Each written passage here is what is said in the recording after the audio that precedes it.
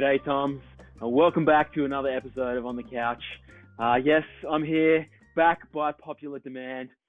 Thank you to everyone who wrote in and specifically asked that I come back for another episode of On the Couch. I appreciate your vote of confidence, and it is great to be back. Full disclosure, there is another reason why I'm here. Have a look at this. Yes, that is Adam's office, and it's not getting much use at the moment.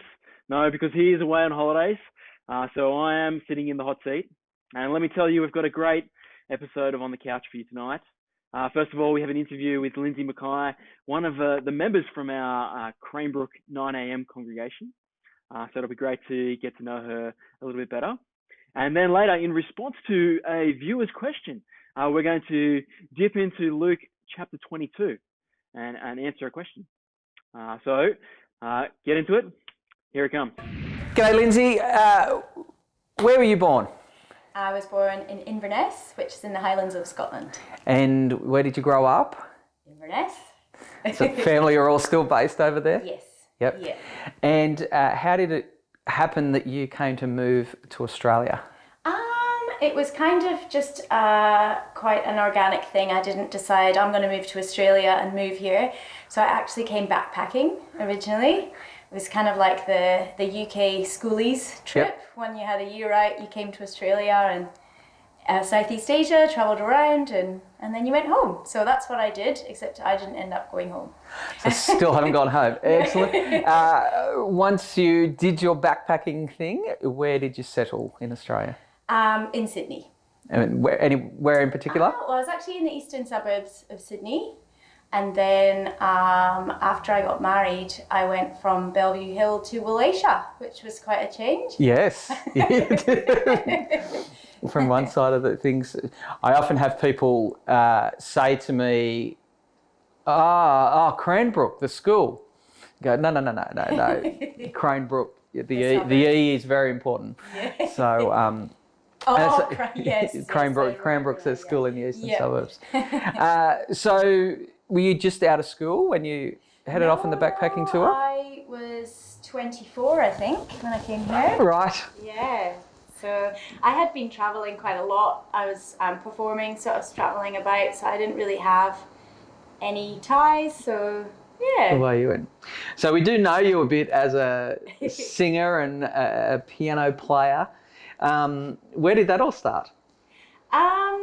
To be honest, it really started at church, in all honesty, because my singing teacher and piano teacher, we went to church with her, and so I started lessons at 6 because right. we inherited a piano. Right. And we were always playing it, so me and my sister both learned. Yep. And then I used to play the organ at church when I was about 12. Right. So I've been doing that for a long time. So the organ, well, all the pedals not and the impressive pipe organ. No. The portable keyboard. Okay. Yeah. Lovely. They called it the organ. But yeah. And so you play just the piano and singing? No, I played a bit of guitar and I played oboe back in the day, but I haven't played that for a while. An oboe? Yeah. Wow. Is this school band sort of thing? Yes. Yeah. Wow. Yeah. I don't know that I know very many oboe players. No, we're a rare breed. And so what sort of, in terms of performing, what have you done? Where have you performed? Kind of bit of a jack of all trades really with it. Yep. When I was younger, I did quite a bit of dancing and cabaret and that kind of thing. And then I guess after you have children, you kind of have to change your lifestyle a little bit. So that kind of happened. And I kind of had a bit of a break from it for a while. And then I sort of went back to it about 5 years ago. And so play with bands, play just solo stuff, and dabbled in a little bit of theatre as well. Yep. Yeah. And ever writing your own material, or mainly just covers? I had a show in the Fringe Festival last year, which was actually a children's show. Yep. That was kind of cool. So just songs you'd written yourself? No, that was actually a play. Right. Right. But I do write songs, yeah. So, yeah. Yeah. And you ever sort of, are you a recording artist? Have you recorded Loosely, stuff? I have recorded them. I just haven't actually finished any of them to Right. release. Yeah. Nothing to release or There's anything like lots of that. bits and bobs, but I just run out. It's hard, run out of time. I'd love to sit and do it all day, but it doesn't pay the bills, unfortunately. Yes. Yeah. Yep. And work-wise, you used to do a lot of travel. Yes.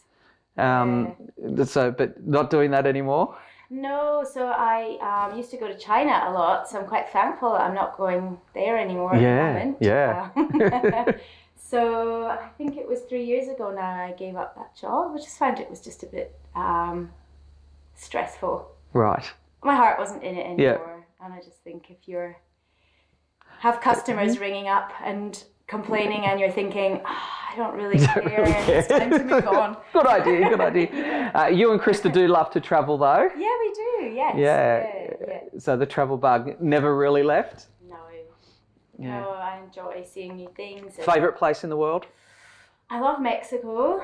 Mm-hmm. Yeah. What's it about Mexico? I don't know. I spent 3 months there when I was young, and I just love the people. They're so happy. Right. Nothing's a problem. Yep. Yeah, you know. And it's sunny and the food's great. Yeah.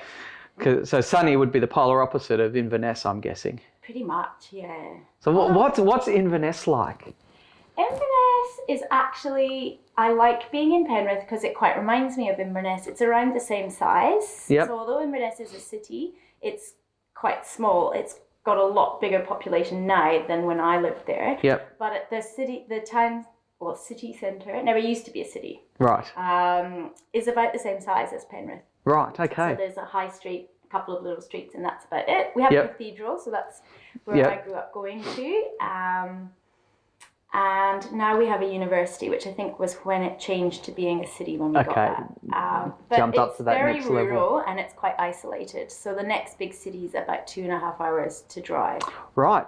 Yeah. Which so is in the UK. That's a long way away. Yeah, it's one of the last wildernesses in Europe because it's very unfertile soil. So there's just sheep. There's not much else they can grow there. So that's why I guess that's one place we haven't sort of built and changed. Yeah. And when you say it's in the Highlands, is it in the valley and there's just mountains all around, or is it quite elevated? We are quite high up, and so you can see Ben Wibis from Inverness, which I think is the second highest mountain in Scotland. But we're about half an hour away from the Cairngorms, which is like the snowy mountains, right? Kind of size of things, yeah. Now, what was the mountain you said? Ben Wibis. Now, we've got a street called Ben Nevis. Is that the same thing? No, but that is a mountain. That's in Fort William, and I think. I'm sure my ignorance. I actually think that is the highest mountain in Scotland, Ben Nevis. Yeah, I just didn't know whether you were doing a funny Scottish accent. No, thing. Ben means mountain in Gaelic. Right. Yeah. Okay. Yeah. Excellent. And so what do you miss most about, is Inverness still home? Would you call it home? Sort of limbo. I do still call it home, but I call here home as well. Yep. So I'm kind of stuck in the middle of the two. Yep. I've now nearly been here as long as I was there. Right. Not quite, but Yep. almost. So what do you miss? I mean, family and relationships. Yes. I'll take that as a given, I hope. Yeah, definitely. But in terms of living, lifestyle, area, what do you miss most?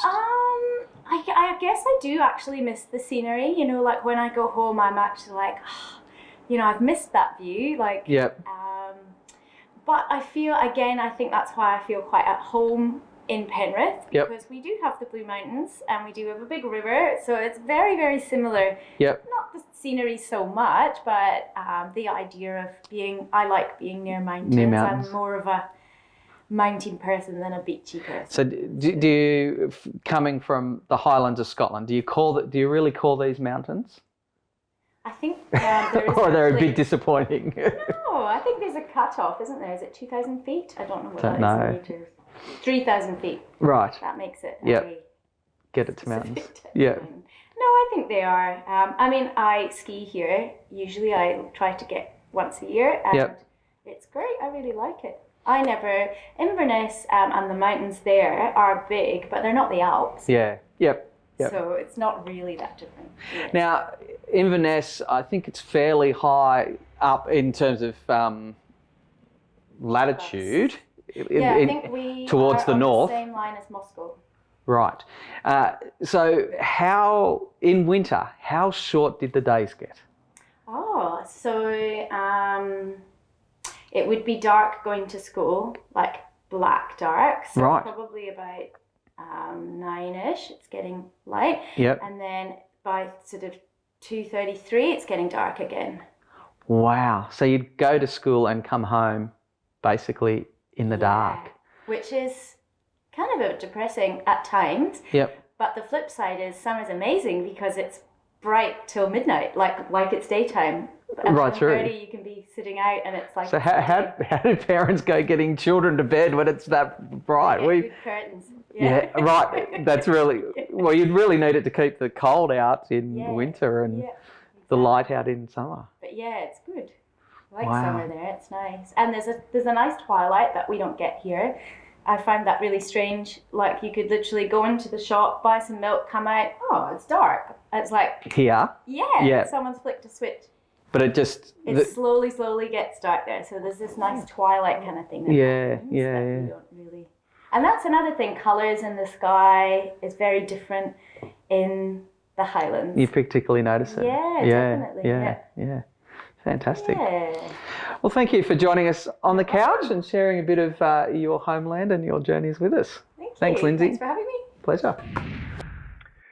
Well, for the second part of On the Couch this evening, we are looking at a little section of Luke 22. I had a question asking what is going on here? What's the deal with Luke 22, looking at verses 35 to 38? So let's just read it and see, so we know what we're talking about. It says, "Then Jesus asked them," his disciples, "when I sent you without a purse, bag, or sandals, did you lack anything?" "Nothing," they answered.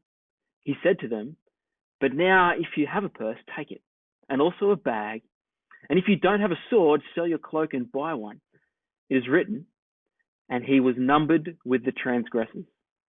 And I tell you that this must be fulfilled in me. Yes, what is written about me is reaching its fulfillment." The disciples said, "See, Lord, here are 2 swords."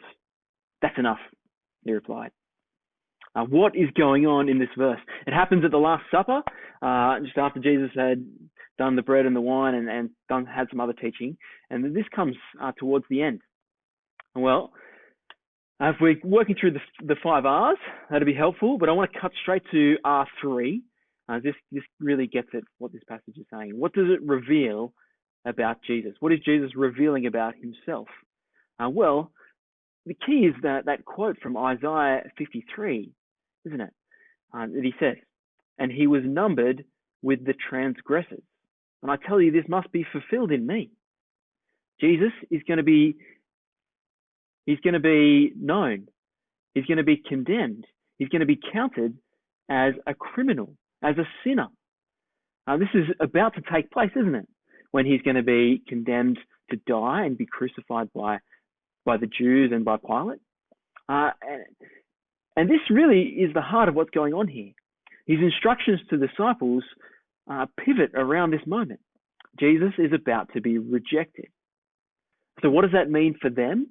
Well, there's a change in what they should expect from people. Jesus says, "Remember when I sent you out before, you didn't need to take anything with you." People were excited by the news of the kingdom that you were bringing. They were receptive. On the whole, you could expect to be welcomed and provided for. But now there's a change. Jesus says, "I'm about to be rejected." And this will also reflect a change of circumstances for you. You, the ones who are proclaiming the rejected Messiah. You, the ones who are coming in his name, should expect the same treatment. And so he says, now, if you have a purse, take it. Now also a bag. And if you don't have a sword, sell your cloak and buy one. You're going to face opposition. You can't expect the welcome that you did before. As you go about Judea, among the Jews, you're going to have the same response that they give to me. I'm numbered among the transgressors. I am crucified. you are not going to receive a warm welcome. As you proclaim the kingdom, expect opposition. This is what he's saying. There's this fulfillment. There's this change of circumstances for the disciples. They're a bit confused. They immediately think, hang on, we've got 1, 2, do a count up, 2 swords. Is that right, Jesus? And that's enough. He's not talking about immediately in this very moment what they need, but it's reflecting of this new situation that's going to come about through his rejection and death. Now, what does this mean for us as we think about our response? Do we need to carry swords? Is this a call for Christians to bear arms? Does this fully rule out the position of Christian pacifism, of non-violence resistance? Well, I think on a large no, that's not what it's about. I think it's shaping our expectations. We should expect not warm welcome as we proclaim the kingdom, but we should expect resistance from the world. We should expect resistance even from God's Old Testament people, the Jews, as we seek to proclaim this suffering servant, this Messiah who saves and brings in the kingdom, not triumphantly, but through death, through suffering, through paying the penalty for our sins. As good as it is, as marvelous as that achievement is, it's not a popular message. And we shouldn't expect a warm welcome when we proclaim it. I think that's the big takeaway that we need to hear. Thanks for watching, tuning in for On the Couch this week. We're gonna round out the episode with one of Lindsay's songs. So we're gonna hand over her. Take us out, Lindsay.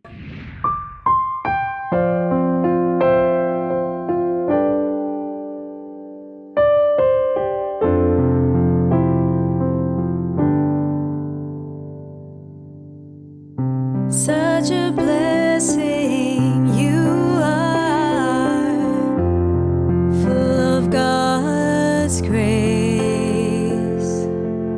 See, the light is there shining all over your face.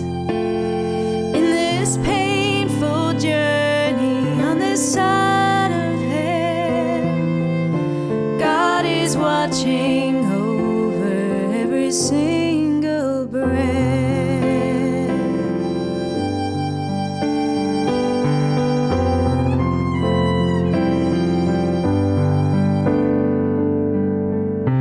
We will not know the reasons why God makes his choice, but we know we have assurance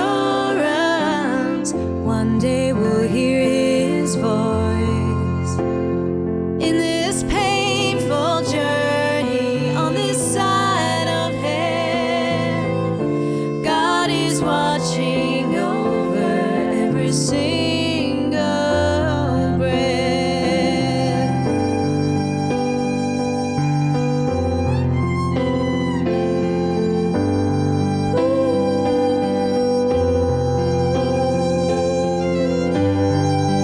One day in heaven with the angels, we'll be there with you, Lord. No tears or sadness forever. We'll be together once more. Our God, our Father, will comfort all our pain. The gift of heaven, where we will see you again. In this painful journey on this side of heaven, God is watching over every single